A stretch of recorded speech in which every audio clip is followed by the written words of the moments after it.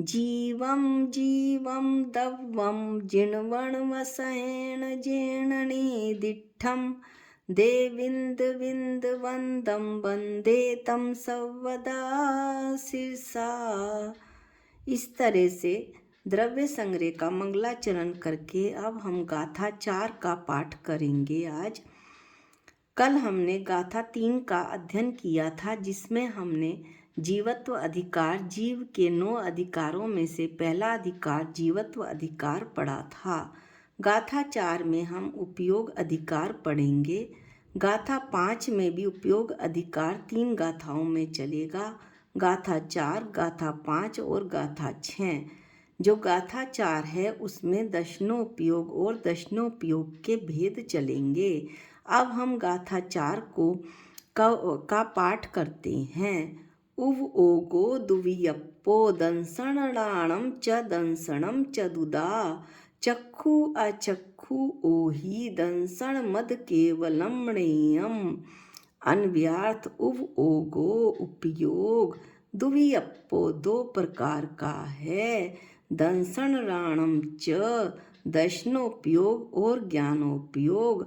दंसणम चदुदा दशनोपयोग 4 प्रकार का है। चक्षु अचक्षु ओहि, चक्षुदर्शन, अचक्षुदर्शन, अवधि दर्शन, अध केवलम दर्शनम और केवल दर्शन। नेयम जानना चाहिए। भावार्थ उपयोग जीव का सर्वश्रेष्ठ गुण है। जीव में सब व पर को जानने और देखने योग्य जो विशेष शक्ति है उसे उपयोग कहते हैं। यह उपयोग 2 प्रकार का है, एक दशनोपयोग व दूसरा ज्ञानोपयोग। इस गाथा में हम दशनोपयोग के भेदों का वर्णन करेंगे, जो 4 हैं: चक्षु दर्शन, अचक्षु दर्शन, अवधि दर्शन और केवल दर्शन। उपयोग अब हम इस गाथा में आए हुए कुछ शब्दों को संक्षिप्त में परिभाषा उनकी देखते हैं। उपयोग जीव के चैतन्य अनुविधायी परिणाम को उपयोग कहते हैं। थोड़ा सा हम इस लाइन को क्लियर करते हैं कि आत्मा के चैतन्य अनुविधायी परिणाम को उपयोग कहते हैं, अर्थात जो चैतन्य की आज्ञा के अनुसार चलता है। कौन उपयोग? उसके अन्वय रूप से किसके? चैतन्य के अन्वय रूप से चैतन्य के अनुसार परिणमन करता है, उसे उपयोग कहते हैं।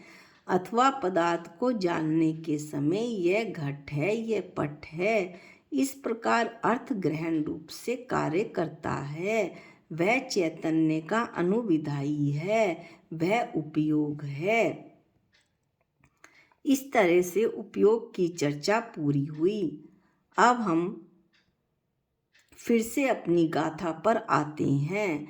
दशनो उपयोग वस्तु का सामान्य अवलोकन करना, अर्थात विशेष साकार ज्ञान के पूर्व पहले निराकार अवलोकन कुछ है, आभास मात्र, उसे दर्शनोपयोग कहते हैं। ज्ञानो उपयोग जो वस्तु के विशेष अंग को ग्रहण करता है, अर्थात दर्शनोपरांत दर्शनोपयोग हो जाने के बाद विशेष जानने को ज्ञानोपयोग कहते हैं। इसमें वस्तु का आकार आ जाता है। चक्षु दर्शनोपयोग ज्ञान के पूर्व पहले चक्षु नेत्रों द्वारा वस्तु का जो सामान्य प्रतिभास अवलोकन होता है, उसे चक्षु दर्शनोपयोग कहते हैं। अचक्षु दर्शनोपयोग चक्षु नेत्र इंद्रिय को छोड़कर अन्य स्पर्शन, रसना, घ्राण, कर्ण और मन के द्वारा ज्ञान से पूर्व वस्तु का जो सामान्य प्रतिभास होता है, अवलोकन होता है, झलकन मात्र होती है, उसे अचक्षु दर्शनोपयोग कहते हैं। अवधि दर्शनोपयोग अवधि ज्ञान से पूर्व जो वस्तु का सामान्य प्रतिभास होता है, उसे अवधि दर्शनोपयोग कहते हैं। केवल दर्शनोपयोग केवल ज्ञान के साथ होने वाला जो सामान्य प्रतिभास है वो केवल दर्शन है। अनंत भगवान को केवल ज्ञान और केवल दर्शन एक साथ होते हैं। 13वें गुण स्थान से पहले सभी छद्मस्त जीवों को 12वें गुण स्थान तक के सभी छद्मस्त जीवों को पहले दर्शन होता है, फिर ज्ञान होता है। इस तरह से हमने इस गाथा में दर्शनोपयोग उपयोग अधिकार में दर्शनोपयोग और उसके भेदों का वर्णन किया।